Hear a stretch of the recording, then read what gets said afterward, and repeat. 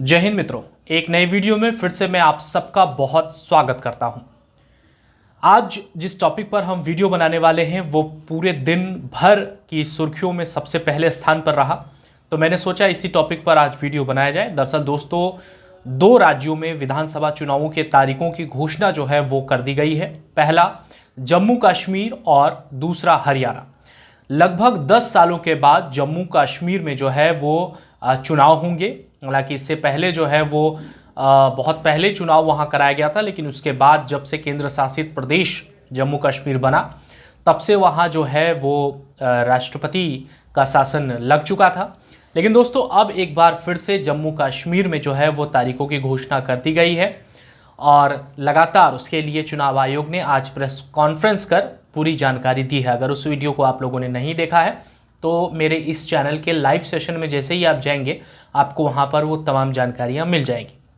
लेकिन दोस्तों, आज का जो वीडियो है ये दरअसल महाराष्ट्र के चुनाव तारीखों को लेकर है।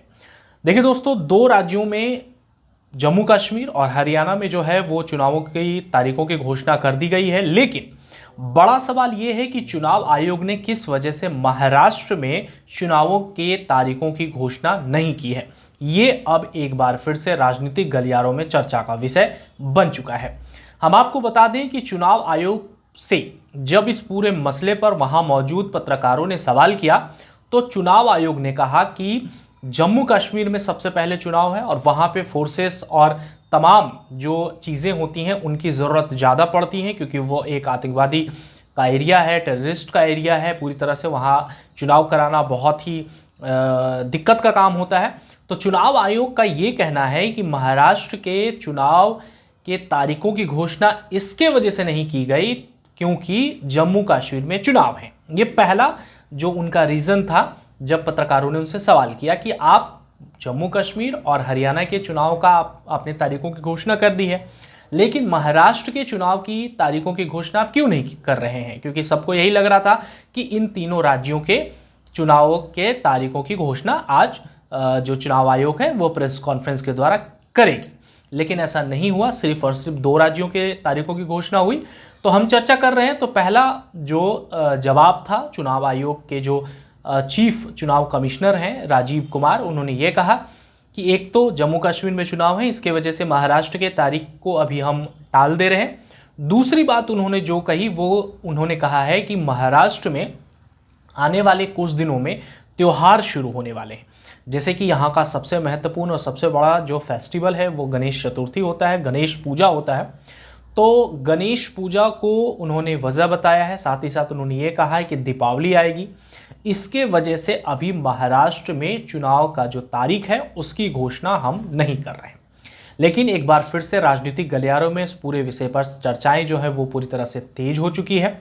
तमाम जो राजनीतिक विशेषज्ञ हैं वो ये कह रहे हैं कि आखिर किस वजह से महाराष्ट्र के चुनाव के तारीख की घोषणा नहीं की गई है।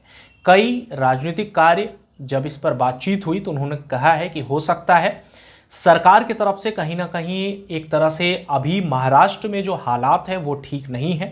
हालांकि आपने देखा कि अजीत पवार ने अपनी बहन को लेकर एक बयान दे दिया जिसमें अभी गठबंधन में होने के बावजूद अभी डिप्टी सीएम है अजीत पवार पर एक पूरा जो सर्कल है वो घूमता दिख रहा है कि क्या फिर से एक बार चाचा की तरफ रुख अख्तियार कर लेंगे अजीत पवार। क्या सिर्फ बीजेपी और राज ठाकरे की पार्टी रह जाएगी। तो ऐसे में एक बड़ा सवाल महाराष्ट्र को लेकर है। लेकिन आज चुनाव आयोग के प्रेस कॉन्फ्रेंस ने एक बड़ा सवाल ये खड़ा कर दिया कि जब दोनों राज्यों के चुनाव तारीखों की घोषणा आपने कर दी तो महाराष्ट्र आखिर आपसे क्यों छूट गया। खबर जो भी रहेगी मैं आप सबके सामने अपने सरल भाषा में लेकर आता रहूँगा। वीडियो अगर आपको अच्छी लग रही है तो सपोर्ट करने के लिए आप हमारे चैनल को लाइक कर सकते हैं, सब्सक्राइब कर सकते हैं। मिलते हैं कल फिर एक नई खबर नई वीडियो के साथ। तब तक के लिए अपना बहुत ख्याल रखिए, अपने परिवार का ख्याल रखिए। मुझे दीजिए इजाज़त। जय हिंद।